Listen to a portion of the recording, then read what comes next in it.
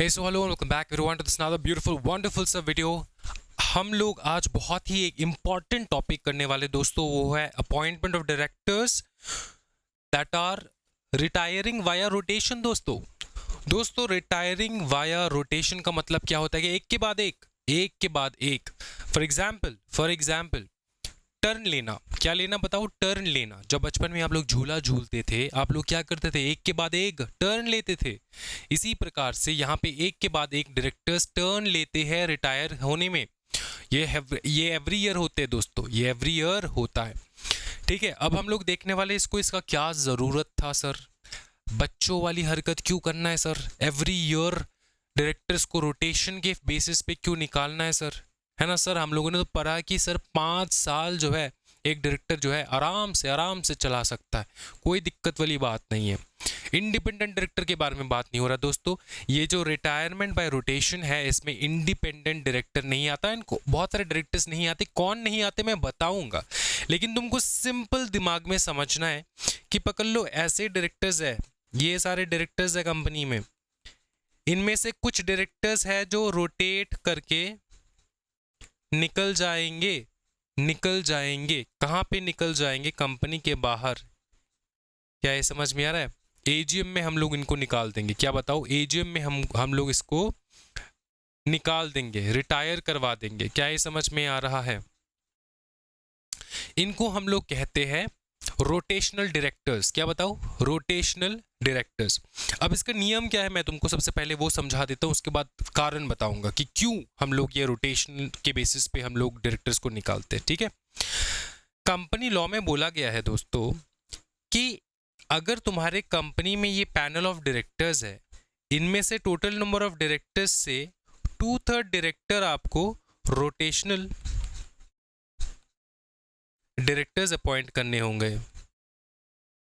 इसका मतलब कि ये डायरेक्टर्स हर एजीएम में निकल जाएंगे। ठीक है, अब बताया ये जाता है कि आपको अपॉइंट करना है 2/3 रोटेशनल डायरेक्टर्स, और ये लोग निकलेंगे कब? हर एजीएम में इस 2/3 में से 1/3 डायरेक्टर्स निकल जाएंगे एवरी एजीएम। मतलब तुमको अपॉइंट करना है 2/3 डायरेक्टर्स जो कि रोटेट होके निकलेंगे। अब एवरी एजीएम में 1/3 डायरेक्टर जो है इस 2/3 में से टोटल नंबर ऑफ डायरेक्टर्स में से नहीं, इस 2/3 में से 1/3 डायरेक्टर जो है एवरी एजीएम रिटायर कर लेते हैं। क्या ये समझ में आ रहा है? बताओ। हाँ जी बताओ। अब तुमको एक सिंपल मैथ समझाता हूँ। ठीक है, दिमाग में रखो इस चीज को। मैंने क्या बोला कि पकड़ लो कंपनी में इतने सारे डायरेक्टर्स हैं, इनमें से तुमको 2/3 डायरेक्टर तुमको अपॉइंट करना है जो रिटायर होंगे वाया रोटेशन। ठीक है, 2/3 का मतलब होता है क्या मतलब होता है? इसका मतलब ये होता है कि अगर कंपनी में 3 डायरेक्टर्स हैं, 3 में से 2 डायरेक्टर आपको रिटायर करना होगा। मतलब वो वाले डायरेक्टर्स होने चाहिए जो रिटायर होंगे वाया रोटेशन। ठीक है, तो ये जो बच गया है, क्या बच गया है बताओ फटाफट? बच क्या गया है? मैंने ये बताया कि अगर 3 डायरेक्टर्स है, 3 में से 2 डायरेक्टर आपको अपॉइंट ऐसे करने हैं जो रिटायर कर देंगे वाया रोटेशन। बचा कितना? 1। तो ये जो 1/3 बच चुका है, तो 3 में से जो 1 बच चुका है, समझ में आ रहा है? ये रिटायर नहीं करते वाया रोटेशन। ठीक है, ये तो टोटल नंबर ऑफ डायरेक्टर्स के बारे में मैंने बताया। अब जो ये 2/3 वाला है ना, इस 2/3 में से 1/3 जो है तुम्हारा निकल जाता है वाया रोटेशन एवरी एजीएम। क्या ये समझ में आ रहा है?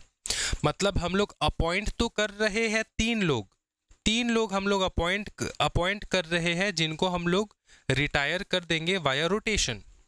ठीक है, ये रोटेशन वाले डायरेक्टर्स है जो रिटायर हो जाएगा वाया रोटेशन। लेकिन जब निकालने के समय आएगा, एजीएम आएगा, तब ये पूरे को पूरा का पूरा नहीं निकालेंगे, इसका 1/3 निकालेंगे, 1/3 निकाल देंगे। क्या ये समझ में आ रहा है? ये क्यों लाया गया? इतना झमेला क्यों सर? सो दैट देख सुन, 2/3 तेरे को समझ में आता है? 2/3 का मतलब क्या? तो 2/3 का मतलब होता है कि अगर 3 डायरेक्टर है, 3 में से 2 डायरेक्टर तुमको ऐसे अपॉइंट करना है जो कि रिटायर करेंगे वाया रोटेशन। अब इनके मन में हमेशा डर रहता है, क्या रहता है बताओ? डर रहता है, क्या रहता है बताओ? डर रहता है। क्या डर रहता है? कि अगर मैंने काम सही से नहीं किया तो मेरे को एजीएम में निकाल देंगे। क्या इसका रीअपॉइंटमेंट होता है एवरी एजीएम? आंसर है यस। सुन भाई मेरे, निकालने का डर रहता है इसके दिमाग में, लेकिन ये दोबारा से रीअपॉइंट हो जाता है। ठीक है, इस डर को देखो, हम लोग क्या कहते हैं कि डरना जरूरी है। अगर तुम डरोगे नहीं तब तुम काम नहीं करोगे। तो डायरेक्टर्स काम नहीं करते, अगर उनके दिमाग में ये डर ना हो तो वो लोग काम नहीं करते। तो हम लोग करते क्या है बताओ? फटाफट उनके दिल में डर पैदा कर देते कि बेटा तुमको हम लोग रिटायर जरूर करेंगे, तुमको हम लोग रिटायर जरूर करेंगे वाया रोटेशन। क्या तुमको दोबारा से रीअपॉइंट कर लेंगे? आंसर है यस। मतलब एक बार तुम इस कैटेगरी में आ गए, ये रिटायरमेंट वाया रोटेशन, तो तुम्हारा तो निकलना तय है। निकल तो जाओगे, लेकिन पावर है मेंबर्स के पास कि तुमको दोबारा बिठा देंगे वहीं पे, उसी एजीएम पे तुमको दोबारा से एक बार रिटायर करेंगे, उसके बाद दोबारा से तुमको एजीएम में बिठा देंगे, मतलब बोर्ड में बिठा देंगे, क्योंकि तुमने काम अच्छा किया है। इससे होता क्या है? डायरेक्टर्स के दिमाग में, दिल और दिमाग में डर रहता है। क्या ये समझ में आ रहा है? बताओ फटाफट। क्या ये समझ में आ रहा है? बता दो फटाफट। हाँ जी, इसको कहा जाता है retirement via rotation. Sir example दो, एग्जाम्पल के तौर पे समझाओ, एग्जाम्पल दो सर। फॉर एग्जाम्पल एक कंपनी ले लेते हैं हम लोग, ABC लिमिटेड। इसमें कितने डायरेक्टर्स होंगे टोटल? बहुत सारे डायरेक्टर्स हो सकते हैं। इन सारे डायरेक्टर्स में से 2/3 डायरेक्टर है अपना रोटेशनल डायरेक्टर। पकड़ लो 6 डायरेक्टर है, 6 डायरेक्टर है जिसके ऊपर ठप्पा लग चुका है कि ये रोटेशनल वाले डायरेक्टर है, मतलब इनका निकलना तय है। अब क्या 6 के 6 डायरेक्टर्स को निकाल देंगे एजीएम में? नहीं, इनसे इनका 1/3 निकालेंगे। क्या निकालेंगे? 1/3। एवरी एजीएम 1/3 डायरेक्टर्स हम लोग निकालेंगे। क्या ये समझ में आ रहा है? बताओ, क्या ये समझ में आ रहा है? बता दो फटाफट। ठीक है, 1/3 डायरेक्टर्स को हम लोग निकालेंगे। अब सुनो अच्छे से, पकड़ लो 6 डायरेक्टर है, आ गया 1 2 3 4 5 1 2 3 4 5 6 6 डायरेक्टर्स है, 6 रोटेशनल वाले डायरेक्टर्स है। ठीक है, इनसे हम लोग क्या करेंगे? 1/3 डायरेक्टर्स को निकाल देंगे। कितने डायरेक्टर्स होंगे 1/3? अगर 6 से 6 डायरेक्टर है, इसका 1/3 कितना होगा? 6 का 1/3 होता है बेटा 3 2 6 2। तो हम लोग 2 डायरेक्टर्स, इस 6 डायरेक्टर में से 2 डायरेक्टर हम लोग निकालेंगे। ठीक है, इनको हम लोग क्या करेंगे? निकाल देंगे। कहाँ पे निकाल देंगे? A and B। पकड़ लो, ये है A, ये है B। कंपनी का जो एजीएम आएगा ना, उस एजीएम में इनको हम लोग निकाल देंगे। अंडरस्टूड? बताओ फटाफट, इनको हम लोग क्या करेंगे? निकाल देंगे। अंडरस्टूड? अब सुनो जैसे ही हम लोग इसको निकालेंगे, इमीडिएटली नेक्स्ट जो है हम लोग इसको दोबारा रीअपॉइंट कर लेंगे, रीअपॉइंट कर लेंगे। समझ में आ रहा है? क्योंकि इन्होंने काम अच्छा किया, नहीं किया काम अच्छा तो निकाल ही देंगे, पूरा का पूरा निकाल ही देंगे इनको। क्या ये समझ में आ रहा है? रीअपॉइंटमेंट हो जाएगा फिर से A एंड B का फिर से रीअपॉइंटमेंट हो जाता है। क्या ये समझ में आ रहा है? हाँ जी बताओ। ये भी हम लोग कर सकते कि A को रीअपॉइंट कर दे, B को निकाल दे। सच्ची में इसने काम अच्छा नहीं किया तो B को निकाल देते। B को निकालने के बाद हम लोग B के जगह कोई नए इंसान को बिठा दे। क्या ये समझ में आ रहा है? हम लोग ये भी कर सकते कि दोनों को कंप्लीटली निकाल ले, दो नए इंसान को हम लोग बिठा दे। क्या ये समझ में? क्योंकि उन्होंने काम अच्छा नहीं किया। क्या ये समझ में आ रहा है? हाँ जी बता दो फटाफट। ठीक है, ओके। अब समझो एक चीज, बहुत अच्छे से समझना। पकड़ लो, जब भी हम लोग ऐसे 1/3 निकालते हैं ना, देखो हम लोग क्या निकालते हैं? 1/3 निकालते हैं। फॉर एग्जाम्पल मैं तुमको समझाता हूँ। अगर 6 डायरेक्टर्स है, अगर तुम्हारे कंपनी में 6 रोटेशनल वाले डायरेक्टर्स है, इसका 1/3 तो तुम्हारा 2 निकल गया, चलो ठीक है। पकड़ ले तुम्हारे कंपनी में 5 है रोटेशनल डायरेक्टर, तो इसका 1/3 करे तो कितना निकलता है? 1.66। तो जो भी पॉइंट वाला नंबर होता है ना, हम लोग नियरेस्ट राउंड ऑफ कर देते हैं इसको। तो इसका जो है पॉइंट के बाद अगर नंबर आ रहा है, नियरेस्ट राउंड ऑफ जो है हम लोग करेंगे 2, तो ये 2 हो जाएगा। 2 डायरेक्टर्स निकल जाएगा, क्योंकि 5 से ज़्यादा है, 50 से ज़्यादा है, 1.66 है। समझ में? नियरेस्ट टू 100 है ना, तो हम लोग इसको दो हम लोग इसको पकड़ेंगे। पकड़ ले 4 है, तो 4 का 1/3 कितना होता है? 1.33। अगर 1.33 है तो नियरेस्ट कौन सा है, नियरेस्ट 1 है, तो हम लोग एक ही को निकालेंगे। क्या ये समझ में आ रहा है? जो बहुत ही ज़्यादा भोले वाले बच्चे उनको समझा देता हूँ। हम लोग यहाँ पे 1 इसलिए 1 डायरेक्टर को निकाल रहे, क्यों? क्योंकि यहाँ पे 4 रोटेशनल डायरेक्टर है, इसका 1/3 निकलता है तुम्हारा 1.33, और क्योंकि 1.33 जो है नियरेस्ट टू 1 है, ठीक है, 50 के ऊपर चला गया तो नियरेस्ट टू 2 आ रहा है, ठीक है ना। तो इसलिए हम लोग यहाँ पे, क्योंकि यहाँ पे 66 है, तो इसलिए हम लोग ने 2 डायरेक्टर को निकाला और यहाँ पे 1 डायरेक्टर को निकाला। क्या ये समझ में आ रहा है? नियरेस्ट नंबर के साथ हम लोग इसको क्या कर देंगे बताओ, राउंड ऑफ कर देते हैं। जो भी नंबर नियरेस्ट टू 1/3 रहेगा उसी के ऊपर हम लोग इसको राउंड ऑफ कर देते हैं। क्या ये समझ में आ रहा है, बता दो। इतना क्लियर हो चुका है? हाँ जी, ओके। अब क्वेश्चन आता है, तुम्हारे दिमाग में ये क्वेश्चन आया ही नहीं, मैं तुमको बताता हूँ, ठीक है। अब पकड़ लो ये सारे हैं तुम्हारे, पकड़ लो, ये 6 डायरेक्टर है जो कि रोटेशनल वाले डायरेक्टर है, ठीक है। इनसे हम लोग 1/3 निकालेंगे, चलो 1/3 निकालेंगे, 2 डायरेक्टर को निकाल देंगे, ठीक है। अब कौन से 2 डायरेक्टर को निकालेंगे, कौन से 2 डायरेक्टर को निकालेंगे? हाँ जी, बता दो फटाफट, कौन से 2 डायरेक्टर को निकालेंगे?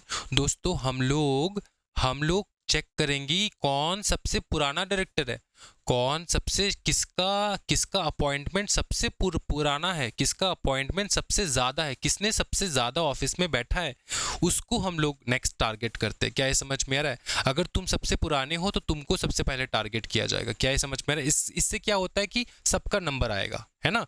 आज पकड़ लो ये सबसे पुराना है, कल ये सबसे पुराना होगा, परसों ये सबसे पुराना होगा, समझ में आ रहा है ना। तो इन डायरेक्टर्स में से जो 2 डायरेक्टर एक ही, पकड़ लो ये जो है, पकड़ लो अब ये हम लोग ईयर वाइज तो हम लोग कर नहीं सकते, इसको हम लोग करेंगे मंथ वाइज। पकड़ लो एक डायरेक्टर है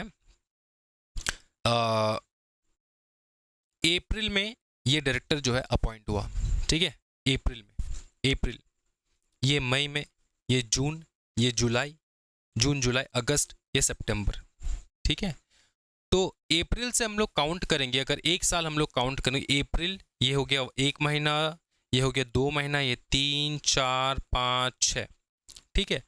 तो ये वाला जो डायरेक्टर है, ये देखोगे ये वाला जो डायरेक्टर है, अब निकालेंगे कब? कंपनी का एजीएम जब होगा, तो कंपनी का जो एजीएम हो रहा है, जो भी महीने में गिरेगा, जो भी मंथ में गिरेगा, उस टाइम से हम लोग कैलकुलेट करेंगे कौन सा वो बंदा है जो सबसे लंबे टाइम से ऑफिस में है। तो हम लोग देखेंगे भैया ए जो है ये सबसे लंबे टाइम से ऑफिस में, क्योंकि ये जो है अप्रैल में इसका अपॉइंटमेंट हुआ था, उसके बाद मई में इसका अपॉइंट हुआ था। तो इसका मतलब ये कि ये दोनों जो बंदे हैं एम एंड ए, इन दोनों को हम लोग रिटायर करेंगे, क्योंकि ये सबसे बुढ़े हम लोग इसलिए यूज़ कर रहे हैं एज से नहीं, क्योंकि वो ऑफिस में सबसे लंबे टाइम बैठे, ठीक है। तो जो सबसे लंबा टाइम बैठा उसको सबसे पहले निकालेंगे, तो एम एंड ए को हम लोग निकाल रहे हैं। क्या ये समझ में आ रहा है? अब और एक क्वेश्चन जो है मैं तुमको देता हूँ, इसका आंसर करना, ठीक है, कमेंट सेक्शन में फटाफट ट्राई करो ज़रूर। पकड़ लो एम एंड ए को, ये एम है ये ए है, ये 2 1/3 वाले डायरेक्टर है, गॉट इट। पकड़ लो और है बी एंड सी, ये 2 भी डायरेक्टर है ये 2 डायरेक्टर है, ठीक है। 1/3 वाले डायरेक्टर है, अपने को 1/3 डायरेक्टर्स निकालना है। क्या बताओ? 1/3 डायरेक्टर, 6 डायरेक्टर्स में से 1/3 डायरेक्टर को निकालना है। कहाँ पे निकालना है? एजीएम में निकालना है। सर दोबारा रिअपॉइंटमेंट हो जाता है आपने कहा, हाँ हो जाता है, लेकिन निकालते रहो ना। अब सुनो बात क्या है कि अगर पकड़ लो ए को हमने शॉर्टलिस्ट किया कि ए को तो निकालना ही है, ठीक है। अब नेक्स्ट जिस बंदे को हम लोग देखें, क्योंकि ए को क्यों निकालना है? क्योंकि ये सबसे पुराना बंदा है। उसके बाद का जो पुराना बंदा है, एक ही डेट पे 2 इंसान को हम लोगों ने अपॉइंट किया था। पकड़ लो एम एंड बी को हम लोग एक ही डेट पे, एक ही टाइम पे, एक ही डेट पे, एक ही टाइम पे हम लोगों ने दोनों को अपॉइंट किया था। हम क्या तीनों को निकाल देंगे? आंसर है नहीं। तो सर करेंगे क्या? ये 2 इंसान है, बीच में 2 इंसान है जिसका अपॉइंटमेंट एक ही टाइम में हुआ था। अब अपने को तो पता है कि जो लंबे टाइम से ऑफिस में बैठा उसी को, ये दोनों ही लंबे टाइम से बैठे, एक ही टाइम से बैठे। अब इनका नंबर आया है तो कितने जन को निकाले हम लोग? 1/3 को ही निकालना है, मतलब दो ही को निकालना है, 3 को नहीं निकाल सकते। तो करेंगे ये कि इनको ऑप्शन देंगे। क्या बताओ? इनको ऑप्शन देंगे, बी एंड एम को ऑप्शन देंगे, बोलेंगे बेटा तुम दोनों अपने बीच में कोई किसी प्रकार का अग्रीमेंट कर लो, अपने बीच में अग्रीमेंट कर लो किसको निकालना है, कौन निकलना चाहता है, ठीक है। तो कोई कॉन्फिडेंट वाला डायरेक्टर अगर होगा तो वो बोलेगा चल ठीक है मैं इस बार रिटायर होता हूँ वाया रोटेशन, क्योंकि मेरे को दोबारा वैसे भी रीअपॉइंट करके बिठा देंगे ये लोग, ठीक है। तो वो बहुत अच्छा काम किया है, तो वो ऐसा हो सकता है, ठीक है। अब ऐसा भी सिचुएशन हो सकता है कि दोनों ने किसी भी एग्रीमेंट में आया नहीं, बी कह रहा है कि आप निकलो, एम को कह रहा है कि आप निकल जाओ, एम कह रहा है बी को कि तुम निकल जाओ, ठीक है। तो दोनों के बीच में जब ये अनबन हो तो हम लोग दोनों के बीच में करते हैं लॉटरी, दोनों के बीच में करते हैं हम लोग क्या बताओ, लॉटरी, ठीक है। जो जीता वो सिकंदर, जो जीता उसको निकलना नहीं है, जो हारा उसको निकलना है। क्या ये समझ में आ रहा है? हम लोग ड्रॉ करते हैं, क्या ये समझ में आ रहा है? Decided by a lot. आप सोच रहे होंगे कि मैंने ये कोई बी ग्रेड हिंदी फिल्म का कोई मैंने तुमको कहानी बताया, नहीं बेटा, ये कंपनी लॉ में है। क्या ये समझ में आ रहा है? तो हम लोग टाई ब्रेकर के लिए हम लोग क्या करते, लॉटरी करते। क्या ये समझ में आ रहा है? ठीक है, गॉट इट, ओके। अब हम लोग देखेंगे वो कैटेगरी वाले डायरेक्टर्स जो रिटायर नहीं हो सकते वाया रोटेशन। रोटेशन का मैंने तुमको पूरा का पूरा समझा दिया है, ठीक है। कोई ऐसा चीज नहीं है जो मैंने तुमको समझाया नहीं, पूरा समझ चुके हो तुम, ठीक। अब सुनो अच्छे से, देखो, directors who cannot be retired via rotation, via rotation. Number A, सबसे पहले कौन आता है? आग बंद करके बता दो, इंडिपेंडेंट डायरेक्टर। इंडिपेंडेंट डायरेक्टर को तुम ऐसे नहीं निकाल सकते, उसका टेन्योर कंप्लीट होगा तभी जाके। फिर आता है नॉमिनी डायरेक्टर, नॉमिनी डायरेक्टर, इनके बारे में हम लोग ने देख रखा है पिछले क्लास में। फिर आता है डायरेक्टर जो अपॉइंट होता है via tribunal, director by tribunal. क्या ये समझ में आ रहा है? लास्ट में जो आता है वो है small share holder director, small share holder, क्योंकि इसका तो टेन्योर 3 साल का होता है। अब 3 साल का टेन्योर जो है इसका, तभी जाके वो रिटायर होता है, इससे पहले तो वो रिटायर हो ही नहीं सकता। क्या ये समझ में आ रहा है? तो ये तुमको याद रखना है बस, directors who can not B retired via rotation, ठीक है। ये पूरा का पूरा एप्लीकेबिलिटी जो है सेक्शन का, सेक्शन 152 सबसेक्शन 6 कहा गया, सेक्शन 152 सबसेक्शन 6 जो है ये पूरा का पूरा एप्लीकेबल होता है किस कंपनी के ऊपर? पब्लिक कंपनी के ऊपर।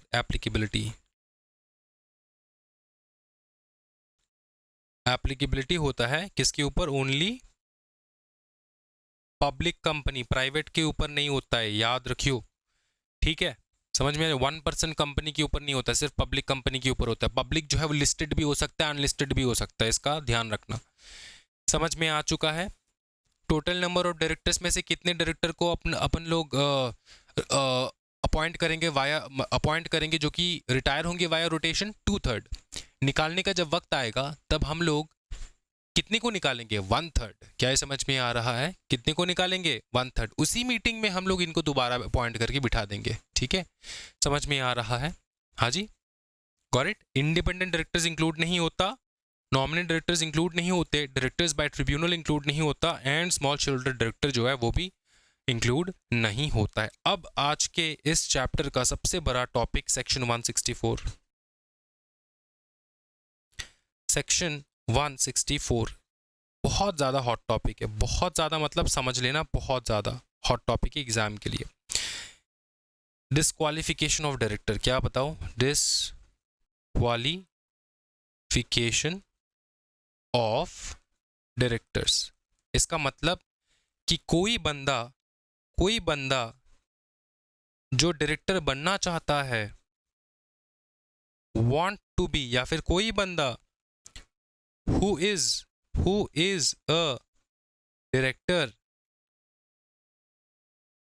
वो डायरेक्टर बन नहीं सकते। अगर डायरेक्टर ऑलरेडी तुम हो तो डायरेक्टर तुम कंटिन्यू नहीं कर सकते एज अ डायरेक्टर। अगर तुम बनना चाहते हो तो तुम बन नहीं सकते। इसको कहा जाता है डिस्क्वालिफिकेशन ऑफ डायरेक्टर, तुम डिस्क्वालिफाइड हो जाते हो। क्या ये समझ में आ रहा है? 3 सबसेक्शन है, इसमें तीनों को याद करना है। सेक्शन 164 में 3 ही सबसेक्शन है, तीनों सबसेक्शन को याद करना है। एक आता है सबसेक्शन 1, फिर आता है सबसेक्शन 2, फिर आता है सबसेक्शन 3। ठीक है, सबसे important subsection 1, a person shall not be eligible for appointment as a director of a company. एक इंसान को तुम बिठा नहीं सकते एज अ डायरेक्टर, वो एलिजिबल नहीं हो सकता अगर वो एक नंबर 1 अनसाउंड माइंड है। अनसाउंड माइंड है। अगर कोई इंसान पागल है, ठीक है, और पागल तुम ऐसे नहीं कह सकती कि ये पागल है, इसका डिक्लेरेशन होता है via court, declared by court, declared by court. Court ने डिक्लेयर कर दिया कि तुम जो हो तुम अनसाउंड माइंड हो। अनसाउंड माइंड का मतलब क्या होता है? मेंटली अनफिट, मेंटली अनफिट, पागल इंसान। तुम अगर पागल इंसान हो तो तुम नहीं बन सकते एज ए डायरेक्टर। तुम अगर अनडिस्चार्ज्ड इंसॉल्वेंट हो, क्या बताओ? अनडिस्चार्ज्ड इंसॉल्वेंट। अपने नस में बिठा लेना इन सारे वर्ड्स को, ये एक दो वर्ड लिख के आ जाओगे, एग्जामिनेशन में पास हो जाओगे। यही लिखना है, अनसाउंड माइंड, अनडिस्चार्ज्ड इंसॉल्वेंट, ये लिखना है। अनडिस्चार्ज इंसॉल्वेंट का मतलब क्या है? कि कोई इंसान जो इंसॉल्वेंट हो चुका है, क्या बताओ? कोई इंसान जो इंसॉल्वेंट हो चुका है, क्या बताओ? इंसॉल्वेंट हो चुका है, अभी तक उसका डिस्चार्ज नहीं हुआ है। नॉट बीन डिस्चार्ज्ड, इसका मतलब समझाओ सर। इंसॉल्वेंट का मतलब क्या होता है? कि तुम्हारा जो लाइबिलिटी है वो ज्यादा है as compare to your assets. कर्ज में डूब चुके हो तुम, इंसॉल्वेंट बन चुके हो। अनडिस्चार्ज्ड का मतलब क्या होता है? कि तुम इंसॉल्वेंट थे, अभी तक तुम्हारा इंसॉल्वेंसी जो है वो खत्म नहीं हुआ है। अनडिस्चार्ज्ड का मतलब होता है कि तुम्हारा इंसॉल्वेंसी, तुम्हारा जो इंसॉल्वेंसी है ये खत्म नहीं हुआ है। Person who has been declared insolvent and has not been discharged.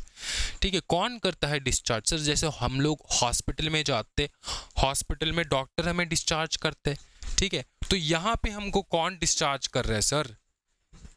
यहाँ पे हमको कौन डिस्चार्ज कर रहा है सर, बता दो। यहाँ पे तुमको डिस्चार्ज कर रहा है कोर्ट। कौन कर रहा है बता दो फटाफट। यहाँ पे तुमको डिस्चार्ज करने के लिए बैठे हैं कोर्ट। एक सेकंड रुक जाओ। ओके, हाँ जी, यहाँ पे तुमको डिस्चार्ज जो है करने के लिए बैठा है कोर्ट, क्योंकि तुमको इंसॉल्वेंट घोषित करता है कोर्ट। और तुम अपने आप को ऐसे ही जाके तुम मतलब जो है न्यूज़पेपर में नहीं दे सकते कि हम इंसॉल्वेंट हो चुके हैं। ठीक है, कोर्ट तुम डिक्लेयर करेगा तुम इंसॉल्वेंट हो कि नहीं। अच्छा सर, अपना बदनामी हम लोग क्यों करें? अगर हम कर्ज में डूबे भी है तो हम लोग क्यों करें? क्योंकि जो क्रेडिटर्स है ना, वो क्रेडिटर्स आके तुमको पीट रहे हैं रोज।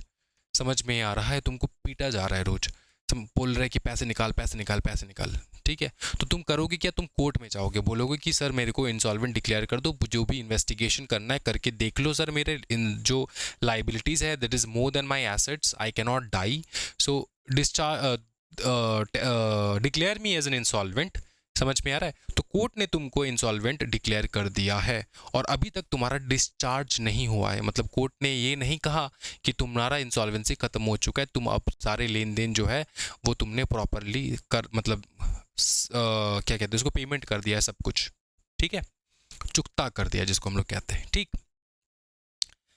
फिर सी समझो। सी का मतलब होता है पेंडिंग इंसॉल्वेंसी एप्लीकेशन। क्या बताओ? Pending insolvency application. इसका मतलब ये होता है, पेंडिंग इंसॉल्वेंसी एप्लीकेशन का मतलब होता है, जैसे मैंने तुमको बताया कि तुमको इंसॉल्वेंट कौन घोषित करता है? तुमको इंसॉल्वेंट घोषित करता है कोर्ट।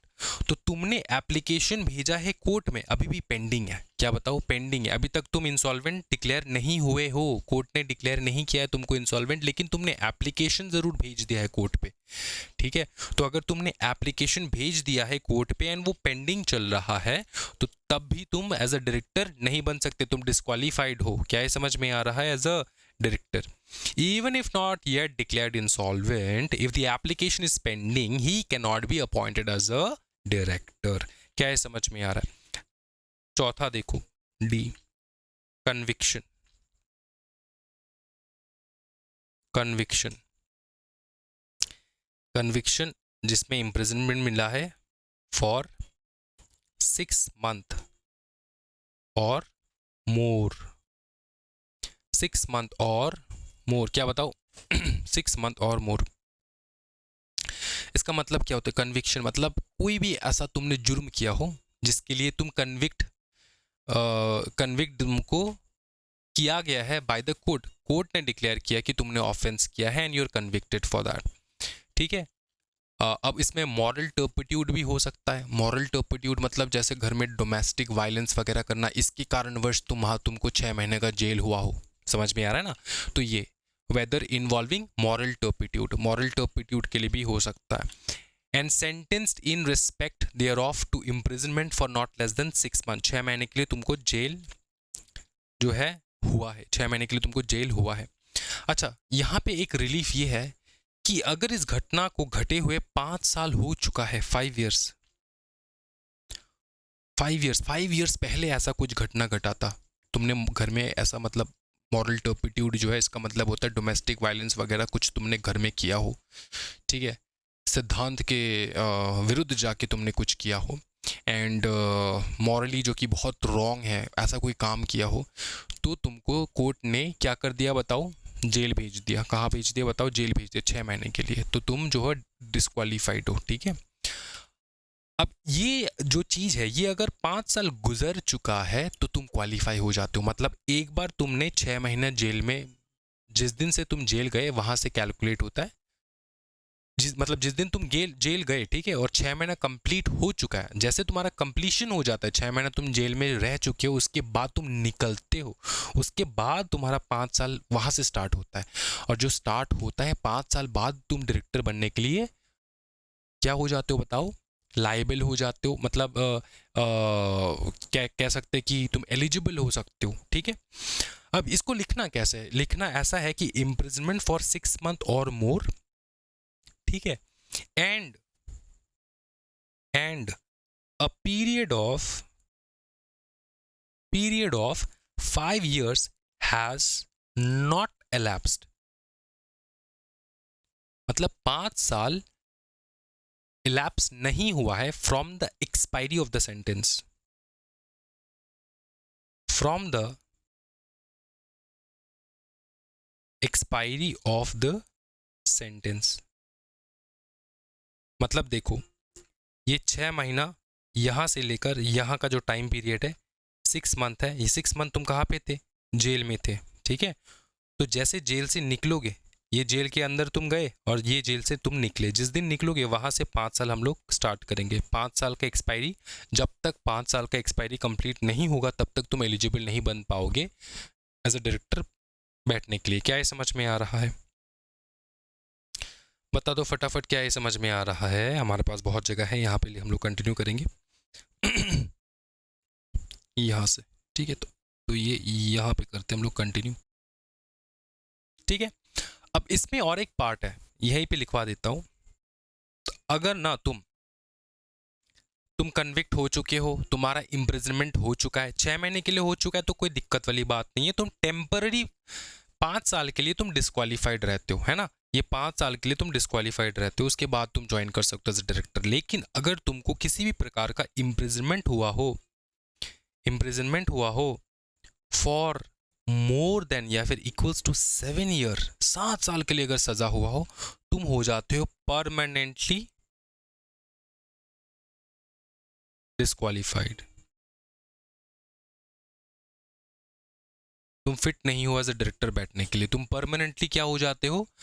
डिस्क्वालीफाइड. तुम किसी भी कंपनी में डायरेक्टर नहीं बन के बैठ सकते. क्या ये समझ में आ रहा है? इन दोनों, ये 2 पार्ट है. ठीक है. दोनों को याद रखना, ए एंड बी दोनों को याद रख लेना.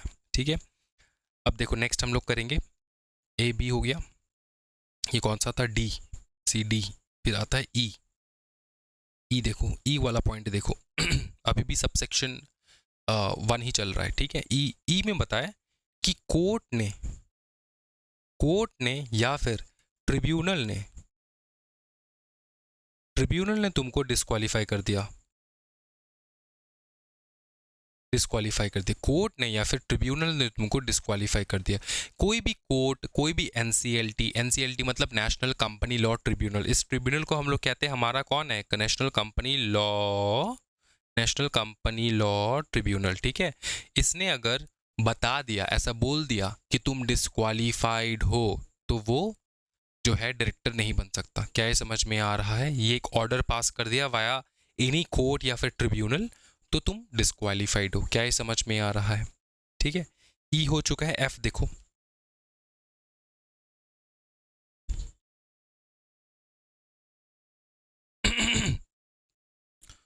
Non payment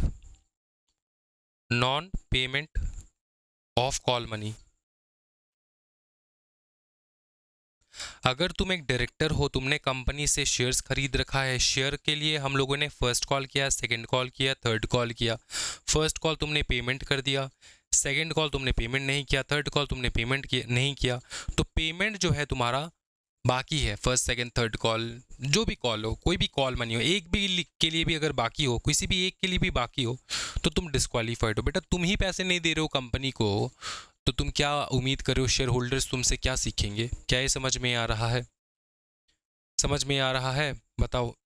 If a director has not paid call money on shares and 6 month, इसमें 6 महीने का रूल है, तुमको बताता हूँ, and 6 month have passed since the due date, he is disqualified। मतलब पकड़ लो, मैंने जनवरी में तुमको कॉल किया कि तुमको पेमेंट करना है। क्या करना है बता दो? पेमेंट करना है तुमको। क्या करना है बता दो? पेमेंट करना है। कॉल मनी के लिए तुमको पेमेंट करना है।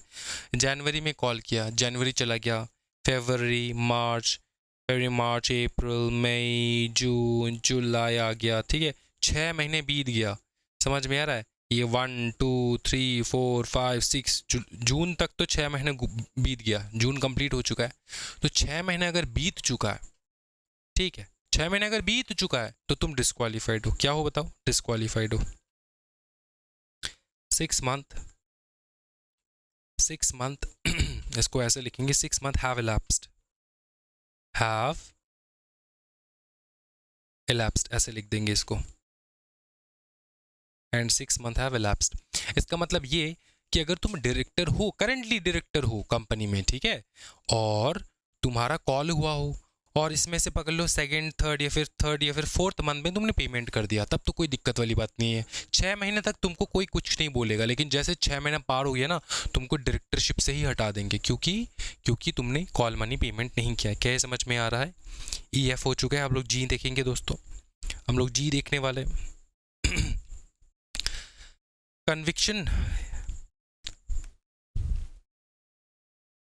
Conviction for related party transaction. Related party transaction section 188 है, ठीक है। ये क्या है? सेक्शन 188। ये एक बहुत ही अच्छा टॉपिक है, ठीक है। ये अलग जैसे आएगा सेक्शन 188 उस दिन करेंगे। तुम कन्विक्ट हो गए हो for related party transaction. Directors को मना है कि रिलेटेड पार्टी ट्रांजैक्शन नहीं करना चाहिए, लेकिन तुमने किया, ठीक है, किया, ठीक है। क्या तुम डायरेक्टरशिप से निकल चुके हो? Answer yes. तुमने रिलेटेड पार्टी ट्रांजैक्शन किया, तो तुम डायरेक्टर नहीं बन सकते फॉर 5 इयर्स, ठीक है। फॉर 5 इयर्स तुम नहीं बन सकते। इसका पेनल्टी है 5 इयर्स के लिए, मतलब 5 इयर्स के लिए तुम क्या बन चुके हो बताओ? तुम डिस्क्वालीफाई हो चुके हो, ठीक है। तो he has been who the director has been convicted of the offense dealing with related party transactions under section 188 under section 188 at any time during the last preceding 5 years, during the last preceding 5 years। ये ऐसा क्यों लिखा गया sir, during the last preceding 5 years? इसका मतलब ये कि देखो, हम लोग तुमको, देखो तुम आज अगर पकड़ लो, आज है today Raj want to be a director, ठीक है, या फिर currently he is a director, currently Raj is a director. अब देखो वांट टू बी नहीं होगा, यहाँ पे करंट डायरेक्टर्स के बारे में ही बात होगा। Currently Raj is the director, क्योंकि अगर राज डायरेक्टर नहीं है तो उसके वो रिलेटेड पार्टी ट्रांजैक्शन करेगा कैसे? अबे डायरेक्टर है तभी ना जाके रिलेटेड पार्टी ट्रांजैक्शन कर रहा है। तो ये जो करंट डायरेक्टर है राज, ये आज के डेट में अगर पकड़ लो, शाम में घर गया, घर में बैठ के वो सोच रहा है कि मैं क्वालिफाइड हूँ या फिर डिसक्वालिफाइड हूँ एज अ डायरेक्टर। ठीक है, तो सारे पॉइंट्स देखे सेक्शन 164 के, सब सेटिस्फाई कर रहा है, लेकिन उसको याद है कि उसने एक बार रिलेटेड पार्टी ट्रांजैक्शन किया था। ठीक है, तो वो झांक के देखेगा क्या उसने पिछले 1 2 3 4 5 सालों में 5 ईयर्स में क्या उसने रिलेटेड पार्टी ट्रांजैक्शन किया, या फिर उससे पुराना है। अगर उससे पुराना है तो वो क्वालिफाइड है, कोई टेंशन नहीं है। लेकिन पिछले 5 साल में अगर वो रिलेटेड पार्टी ट्रांजैक्शन किया, ठीक है, तो वो डिस्क्वालीफाइड है। इसका मतलब, इसका देखो ये बताने का तरीका अलग है। ठीक है, ये इस बताने का तरीका ये है कि eight any time during the last preceding 5 year, ये इसलिए बताए क्योंकि एक करंट डायरेक्टर के बारे में बात हो रहा है यहाँ पे, है ना। उसने पिछले 5 साल में क्या उसने कोई भी रिलेटेड पार्टी ट्रांजैक्शन किया है कि नहीं, वो चेक करने के लिए बोला जा रहा है। ठीक है, इसका मतलब ये कि पकड़ लो, आज अगर राज ने कोई रिलेटेड पार्टी ट्रांजैक्शन की तो इसके बाद 5 ईयर्स तक वो डिस्क्वालीफाइड रहेगा। उसके बाद फिर से 5 साल जैसे गुजर गए, उसके बाद वो क्वालिफाई बन जाएगा, और उस दिन वो पीछे झांक के देखेगा क्या वो पिछले 5 साल में रिलेटेड पार्टी ट्रांजैक्शन किया। आंसर है नहीं, पिछले 5 साल में नहीं किया, उससे पहले किया था, क्योंकि 5 साल गुजर चुका है। क्या ये समझ में रहे? तो वो क्वालिफाइड है अगर 5 साल गुजर चुका है तो। समझ में आ रहा है? तो इसमें लिखने का तरीका क्या है कि he has been convicted of the offence dealing with related party transaction, that is section 188 at any time during the last preceding 5 year, during the last preceding 5 year. क्या ये समझ में आ रहा है? पिछले 5 साल में अगर उसने रिलेटेड पार्टी ट्रांजैक्शन की हो तो वो डिस्क्वालीफाइड है। समझे? जी हो चुका है, ABCDF जी देखिए जगह कहाँ पर है, जी हो चुका है। अब हम लोग देखेंगे H। क्या देखेंगे बताओ? H लास्ट है, देख लो फटाफट। नॉन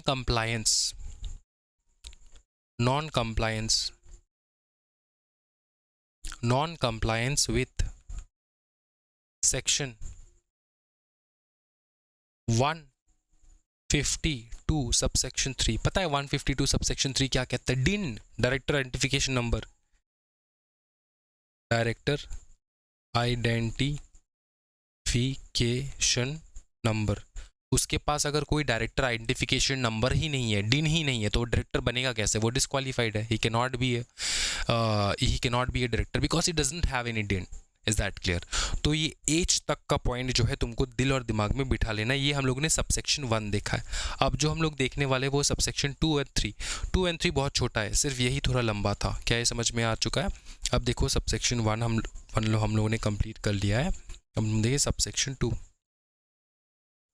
सबसेक्शन 2 देखेंगे हम लोग। सबसेक्शन 2 में क्या बताया गया है? देखो सबसेक्शन 1 में हम लोगों ने इंडिविजुअली डायरेक्टर्स को पॉइंट आउट किया कि बेटा तेरे में कमी है। ठीक है, तेरे में कमी है। इसको बहुत अच्छे से सुनो, फिर से सुनो। हम लोगों ने सबसेक्शन 1 में ये जितने भी हम लोगों ने सबसेक्शन 1 में जितने भी क्लॉजेस देखे, यहाँ पे हम लोगों ने डायरेक्टर को बताया तेरे में कमी है, तू है अनसाउंड माइंड, तू है पागल, तू है अनसाउंड माइंड, तू है अनडिस्चार्ज इंसॉल्वेंट, तू है इंसॉल्वेंसी का केस पेंडिंग तेरे पे चल रहा है, तू है कन्विक्टेड, 7 साल का सज़ा तेरे को हुआ है। ठीक है, ट्रिब्यूनल ने तुझे मना किया है, पेमेंट नहीं किया तूने, कन्विक्टेड है रिलेटेड पार्टी ट्रांजैक्शन के लिए, एंड लास्टली नॉन कंप्लाइंट, तेरे पास डिन नहीं है। तो हम लोगों ने पर्सनल अटैक किया डायरेक्टर के ऊपर। किसके ऊपर? डायरेक्टर के ऊपर पर्सनल अटैक किया हम लोगों ने सबसेक्शन 1 में। सबसेक्शन 2 डायरेक्टर के ऊपर अटैक नहीं करता, सबसेक्शन 2 अटैक करता है डायरेक्टर के ऊपर indirectly. Subsection 1 directly, subsection 2 indirectly. Subsection 2 कहता है एक इंसान को, तूने जिस कंपनी में एज अ डायरेक्टर बैठा, एज अ डायरेक्टर तूने जिस कंपनी में बैठा, कमियां इस कंपनी में है, कमियां इस कंपनी में है। तो हम लोग इसको लिखेंगे कैसे? कंपनी का डिफॉल्ट हुआ है, कंपनी डिफॉल्ट डिसक्वालिफिकेशन। अब तुम पूछोगे कि सर कंपनी अगर डिफॉल्ट कर रहा है तो डायरेक्टर को क्यों सजा दिया जा रहा है, डायरेक्टर क्यों डिस्क्वालीफाइड हो रहा है? सिंपल आंसर है, इस कंपनी को चला कौन रहा है? डायरेक्टर। यही डायरेक्टर चला रहा है। तो अगर तुम्हारे वजह से तुम्हारा कंपनी डिफॉल्ट कर रहा है तो तुमको हम लोग डिस्क्वालीफाई कर देंगे। क्या ये समझ में आ रहा है? क्या ये समझ में आ रहा है? देखो,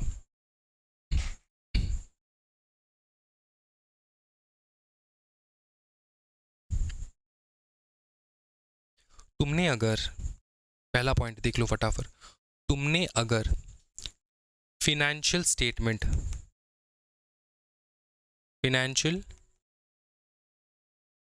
फिनेंशियल स्टेटमेंट, ठीक है, और फिनेंशियल स्टेटमेंट और एनुअल रिटर्न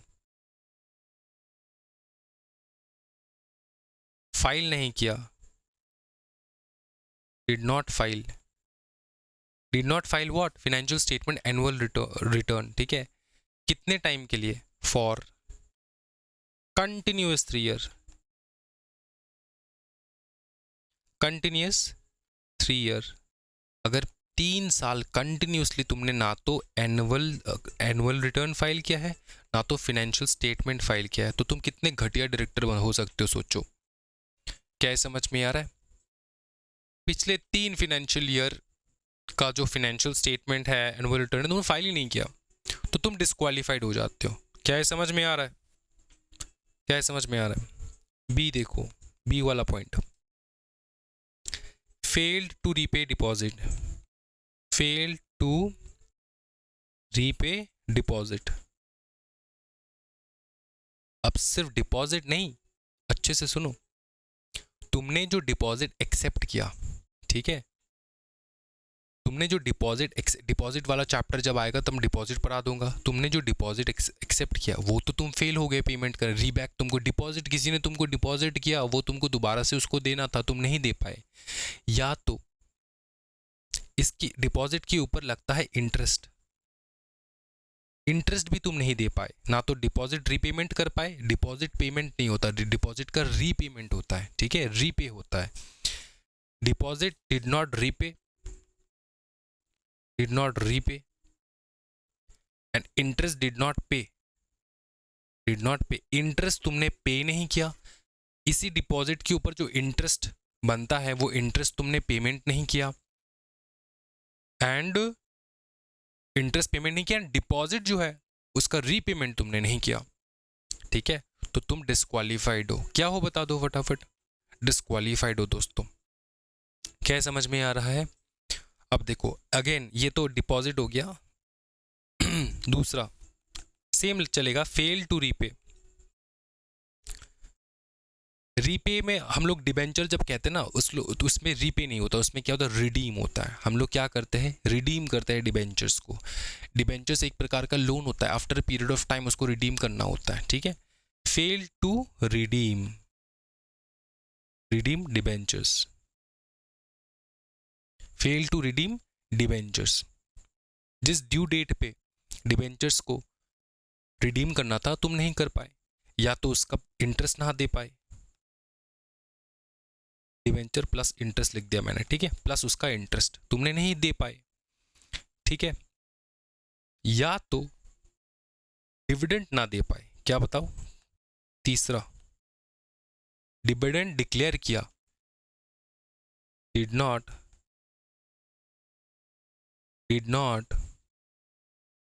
पे डिक्लेयर्ड डिविडेंड, देखो डिविडेंड के बारे में एक चीज तुमको समझाता हूं, डिविडेंड ना दे पाना कोई मतलब खराब चीज नहीं है कि तुम डिविडेंड ना दे पा रहे हो। कितनी कंपनीज है जो डिविडेंड देते नहीं दे पाते, लेकिन डिविडेंड का एक रूल है कि एक बार तुमने प्रॉमिस कर दिया तुम डिविडेंड दोगे, अगर तुमने डिक्लेयर कर दिया, एक बार तुमने कर दिया कि तुम डिविडेंड दोगे तो तुमको देना ही होता है। तुम अगर ना दे पाए तो तुम बोलो मत, तुम डिक्लेयर मत करो डिविडेंड। तुमने डिक्लेयर कर दिया साल के स्टार्टिंग में और तुम बाद में दे नहीं पा रहे, इंटरिम डिविडेंड हो सकता है, फाइनल डिविडेंड हो सकता है, तुम दे नहीं पाए डिविडेंड। क्या ये समझ में आ रहा है? तो एक बार तुमने डिविडेंड डिक्लेयर कर दिया वो तुम पे नहीं कर पाए। क्या ये समझ में आ रहा है? ठीक है। और ये जो फेलियर है ये फेलियर कंटिन्यू फॉर 1 year और मोर। कंटिन्यूइंग फेलियर है दोस्तों, 1 साल या फिर उससे ज़्यादा, मतलब एक भी साल अगर तुमने ये इनमें से कुछ भी मिस किया, इनमें से कुछ भी अगर तुमने मिस किया, किसी भी साल तुमने इनमें से कुछ भी मिस किया, ठीक है, तो बेटा तुम क्या हो जाओगे बताओ फटाफट? डिस्क्वालीफाई हो जाओगे एज अ डायरेक्टर, क्योंकि तुम कंपनी अच्छे से चला नहीं पा रहे। ठीक है, समझ में आ रहा है? ठीक है, अब ये जो दोनों हम लोगों ने देखा है, इसका क्या है पता है? इसका टाइम पीरियड, मतलब अगर तुमने ये डिफॉल्ट मतलब गलती हो गई तुमसे, कितने टाइम का सजा है? 5 years। 5 year के लिए तुम डिस्क्वालीफाइड। ना तो जिस कंपनी में तुमने डिस्क्वालिफिकेशन किया, जिस कंपनी में तुमने ये सब कांड किया, उस कंपनी में भी तुम अपॉइंट नहीं हो सकते, कोई न्यू कंपनी में भी अपॉइंट नहीं हो सकते फॉर 5 years। क्या ये समझ में आ रहा है? Same company new company appoint नहीं हो सकते। क्या ये समझ में आ रहा है? हाँ जी बता दो फटाफट। 5 साल के लिए डिस्क्वालीफाइड हो जाते हो। ठीक, अच्छा ओके, चलो अब सुनो, एक चीज़ मैं तुमको समझाता हूँ। ठीक है, एक बहुत ही महत्वपूर्ण क्वेश्चन है जो तुम्हारे दिमाग में शायद आ सकता है, शायद ना भी आए। पकड़ ले, ये है राज, ये बनना चाहता है डायरेक्टर। ये जनवरी में ज्वाइन किया, जनवरी में इसने ज्वाइन किया, ठीक है, जनवरी में ज्वाइन किया और मार्च में कंपनी ने ये सारा डिस्क्वालिफिकेशन कर दिया। मतलब कंपनी में ये सारे जो डिस्क्वालिफिकेशन हुए हैं ना, समझ में आ रहा है? जितने भी डिस्क्वालिफिकेशन हुआ है, ये क्लॉज ए क्लॉज बी, ये जो क्लॉज ए क्लॉज बी का जो डिस्क्वालिफिकेशन हम लोगों ने देखा है, ठीक है, ये मार्च में हो चुका है। जनवरी में ज्वाइन किया राज ने। अब एक चीज़ सोचो, ऑनेस्टली बताना, जनवरी में उसने ज्वाइन किया, कहा गया एक सेकंड, जनवरी में उसने ज्वाइन किया, ठीक है, मार्च में हो चुका है डिस्क्वालिफिकेशन, डिस्क्वालीफाइड हो चुका है। डिस्क्वालीफाइड कौन हो चुका है? कंपनी, क्योंकि ये जो सबसेक्शन 2 है कंपनी के ऊपर लगता है, डायरेक्टर के ऊपर नहीं। हाँ, डायरेक्टर के ऊपर इनडायरेक्टली पनिशमेंट आता है, ये जो 5 years का डिस्क्वालिफिकेशन, वो एज अ डायरेक्टर नहीं बन सकता। लेकिन हम लोग ये फाइनेंशियल स्टेटमेंट, एनुअल रिटर्न क्या डायरेक्टर का फाइल करते हैं, कंपनी का फाइल करते हैं, कंपनी का। तो मार्च में डिस्क्वालिफिकेशन हो चुका है, तो बेचारा राज कर क्या सकता है यहाँ पे? वो तो अभी अभी नया आया है। तो कंपनी लॉ में बताया गया है कि ये जो दो क्लॉज हमने देखा है सबसेक्शन 2 में, ये जो सबसेक्शन 2 हम लोगों ने देखा है ना, और सबसेक्शन 2 में 2 क्लॉज हम लोगों ने देखा है, ए एंड बी, ये 6 महीने तक अप्लाई नहीं होगा तुम्हारे ऊपर, 6 month फ्रॉम ज्वाइनिंग। अगर तुम ज्वाइन की और 6 महीने गुजर चुका है, उसके बाद अगर कंपनी इस प्रकार का डिफॉल्ट कर रहा है, एनुअल रिटर्न फाइल नहीं कर रहा है, ठीक है, तो तुम भी डिस्क्वालीफाइड हो, तुम भी डिस्क्वालीफाइड हो। इसका मतलब यह है कि राज के पास 6 महीने का टाइम होता है कि कंपनी को सही कर दे। जब वो एज अ डायरेक्टर ज्वाइन करेगा, वो देखेगा कि कंपनी का ट्रैक रिकॉर्ड क्या है, बहुत ख़राब है, उसको फटाफट ठीक कर दे। नहीं ठीक कर पा रहा है तो 6 महीने के बाद वो खुद डिस्क्वालीफाई हो जाएगा एज अ डायरेक्टर, क्योंकि वो कंपनी सही से चला नहीं पा रहा है। और अगर उसने इमीडिएटली ज्वाइन किया हो, कंपनी में अचानक से अभी ज्वाइन किया हो, तो उसके ऊपर ये लगता नहीं है, 6 महीने के लिए ऊपर लगता नहीं है। मतलब अगर पकड़ लो जैन में ज्वाइन किया है, मार्च में डिस्क्वालीफाइड हो चुका है कंपनी, तो उसके अलावा जितने भी डायरेक्टर्स हैं वो डिस्क्वालीफाइड होंगे, ना कि राज। क्या है समझ में आ रहा है? और 6 महीने अगर गुजर चुका है, उसके बाद डिस्क्वालीफाई होता है, तो राज भी डिस्क्वालीफाई हो जाएगा, यहाँ पे राज भी चपेट में आ जाए। क्या है समझ में आ रहा है? तो 6 महीने का ग्रेस पीरियड रहता है। क्या ये समझ में आ रहा है? लास्ट सबसेक्शन देखेंगे हम लोग, सबसेक्शन सब सेक्शन 3, एक ही लाइन है इसमें, ठीक है। सबसेक्शन 3 में बताया गया प्राइवेट कंपनी जो है ना, private company can provide any further disqualification, further या फिर additional disqualification in its articles, मतलब उसके आर्टिकल्स में वो फर्दर डिस्क्वालिफिकेशन इंट्रोड्यूस कर सकता है प्राइवेट कंपनी। क्यों सर? क्योंकि देख प्राइवेट कंपनी क्या होता है, प्राइवेट कंपनी होता क्या है, प्राइवेट कंपनी एक प्राइवेट कंपनी है, अपना मर्जी चलाएगा बेटा। मेरे कंपनी में कैसे क्या चलेगा वो बेटा, मेरा पैसा लगा हुआ है, मेरा प्राइवेट कंपनी है, मैं बताऊंगा कि डायरेक्टर कैसे डायरेक्टर तो मेरे लिए काम कर रहा है ना, डायरेक्टर मेरे लिए काम कर रहा है। आज एक बच्चे ने पूछा मेरे को क्वेश्चन, बहुत अच्छा क्वेश्चन पूछा है कि सर 1% कंपनी में 1% कंपनी में 15 डायरेक्टर्स कैसे बैठते हैं, ये तो 1% कंपनी है ना सर, एक ही इंसान होना चाहिए। तो जो 1% कंपनी का जो डायरेक्टर है, डायरेक्टर करता क्या है, चलाता है गाड़ी। कंपनी एक बस है, कंपनी एक बस है, इसका ड्राइवर है डायरेक्टर, डायरेक्टर मालिक नहीं है कंपनी का। हाँ ये अलग बात है कि कंपनी का जो मालिक है वो डायरेक्टर बन के बैठ सकता है, लेकिन डायरेक्टर जो है वो मालिक नहीं है कंपनी का। तो 1% कंपनी मतलब जो एक इंसान, जो एक मेंबर है इस कंपनी में, एक ही मेंबर है, इसमें मेंबर एक ही हो सकता है, एक मेंबर है, ये 15 टू इंसान को एम्प्लॉय कर सकता है उसकी 1% कंपनी को चलाने के लिए, एज अ डायरेक्टर अपॉइंट हो सकता है। क्या ये समझ में आ रहा है? ठीक है, क्या ये समझ में आ रहा है? तो ये तो 1% कंपनी अपना खुद का कंपनी, वो प्राइवेट कंपनी अपना खुद का कंपनी, वो क्या करेगा, अपने खुद के रूल्स बनाएंगे कि मैंने जिस इंसान को एम्प्लॉय किया है एज अ डायरेक्टर, मैंने जिस ड्राइवर को बिठाया है मेरे कंपनी को चलाने के लिए, वो क्या क्या करेगा, तो वो डिस्क्वालीफाई हो जाएगा, वो अलग से वो इंट्रोड्यूस कर सकता है अपने आर्टिकल्स में। क्या ये समझ में आ चुका है? क्या हम लोगों ने सेक्शन 164 कंप्लीट कर रखा है? कंप्लीट कर रखा है। अब मैं कुछ सेक्शंस बताऊंगा जो होमवर्क रहेगा, ठीक है?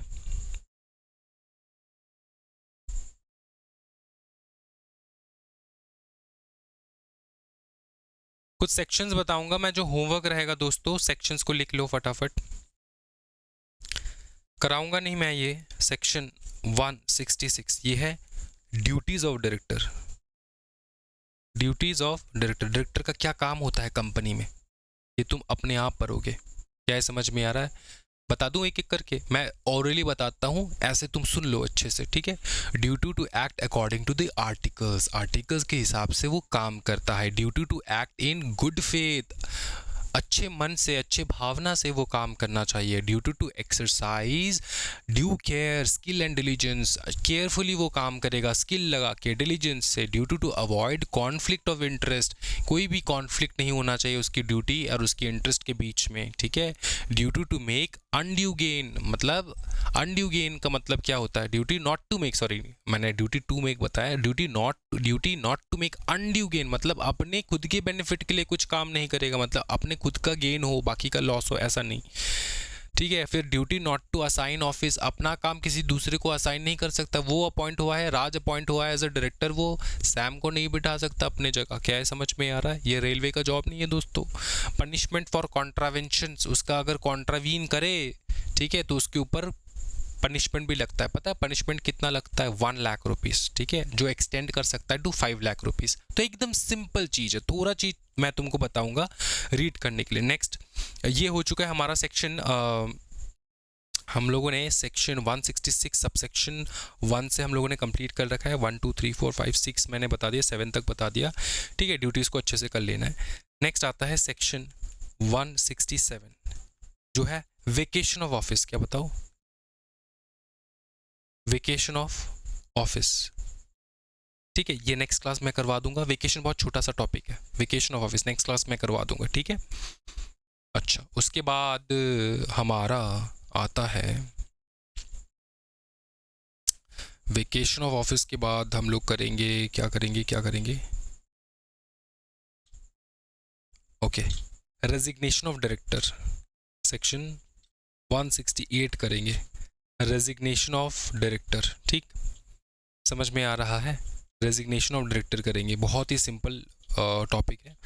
फिर आता है सेक्शन 169, ये तो मैं तुमको होमवर्क दे सकता हूँ लेकिन मैं करवा दूंगा। रिमूवल ऑफ डायरेक्टर, एक है रेजिग्नेशन, एक है रिमूवल। एक है डायरेक्टर खुद रिजाइन करके निकल रहा है, दूसरा है डायरेक्टर को धक्के मार के निकाल रहा है। धक्के मार के निकालना ईजी होता है, ठीक है? अच्छा, उसके बाद हम लोग देखेंगे रिमूवल, देख लेंगे। उसके बाद एक सिंपल टॉपिक रहेगा, वो है 170 जो कि है रजिस्टर ऑफ डायरेक्टर्स। क्या होता है? रजिस्टर ऑफ डायरेक्टर्स, ठीक है? समझ में आ रहा है? ओके, अच्छा। और इसी रजिस्टर को इंस्पेक्ट करने के लिए आता है section 175, members right to inspect. ठीक है, members right to inspect, inspect करता है कि कौन है नहीं है, वो उस मेंबर्स का अधिकार है, वो कर सकता है। ठीक है, क्या ये समझ में आ रहा है? इसी के साथ ये पूरा चैप्टर कंप्लीट हो जाएगा। तो कल का जो क्लास रहेगा ना, शायद वो ज़्यादा बड़ा ना हो, छोटा ही क्लास रहेगा, क्योंकि बाकी के सेक्शंस बहुत छोटे छोटे हैं। एक होमवर्क मैंने डाल रखा है, वो है ड्यूटीज़ ऑफ डायरेक्टर्स, इसको बहुत अच्छे से याद कर लेना है। ठीक है, ये होमवर्क रहेगा एंड 167 से मैं करवा दूंगा। ठीक, I hope it is clear. अच्छा, किसी को ये नोट्स वगैरह जो है ना, मैं तुमको एक सिंपल चीज़ बताता हूँ। काफ़ी टाइम ऐसा होता है कि जो मैं लिखाता हूँ क्लास में, स्टूडेंट्स पूछते कि सर इससे पढ़ना है या फिर जो मटेरियल में आपने मटेरियल प्रोवाइड किया है फ्री ऑफ कॉस्ट, उससे पढ़ना है। मैं तुमको एक चीज़ बताता हूँ, मटेरियल से पढ़ो, प्रिंट आउट निकाल लो उसका मटेरियल का, लेकिन ये जो मैंने चार्ट वार्ट बना के सिखा रहा हूँ ना, ये जो मैंने जिस तरीके से मैंने लिखा के तुमको सिखाया है ना, ये खुद अब नोट कॉपी में नोट कर लो। ठीक है, जो मटेरियल के साइड में चिपका देना, क्योंकि एग्जामिनेशन से पहले तुम फटफट अच्छे अचानक से देख के जा पाओगे कि अच्छा ये वाला पॉइंट, ये दो वाला पॉइंट, ये पॉइंट, ये पॉइंट, ये पॉइंट, ये वाला पॉइंट, अचानक से फटाफट देखोगे तो याद आ जाएगा। सब सेक्शन 1 देखोगे तो ये सारा पॉइंट देख लोगे तो याद आ जाएगा। छोटे में मैंने लिखवा दिया पूरा का पूरा। क्या समझ में आ रहा है ना दोस्तों? तो इसको राइटिंग हैबिट में डालो। मैं I am a very extreme advocate of writing notes down. ठीक है, मैं हमेशा कहता हूँ कि नोट्स जो है ना वो राइट डाउन करो, बहुत अच्छा रहता है तुम्हारा मेमोरी के लिए। ठीक है, तो आज की वीडियो में इतने रखते दोस्तों। Thank you so much everyone, happy learning guys, bye bye, take care, जय हिंद।